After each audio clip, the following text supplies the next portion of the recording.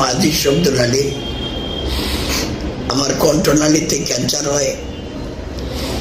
অনেকগুলো ডাক্তার বসে এখানে বসে ভোট বসে, ভোটের মধ্যে সিদ্ধান্ত হয় আমার অপারেশন হইতে হবে।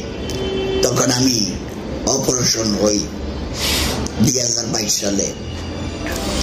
2022 সালে অপারেশন করে আমার এখানে একটা কৃত্রিম যন্ত্র বসিয়ে দেওয়া হয়। ওই কৃত্রিম যন্ত্রের দ্বারাই আমি এখন কথা বলতেছি। এবং ওই অপারেশনের পরে থেরাপি, কেমোথেরাপি, রেডিওথেরাপি এইগুলা সম্পূর্ণ আমার দেওয়া হয়। দেওয়া হওয়ার পরে আমি এখন আল্লাহর রহমতে 2022 সালের থেকে এই পর্যন্ত আল্লাহ আমাকে ভালো রাখছে। আপনি দেশবাসীর কাছে আমি দোয়া চাই আমার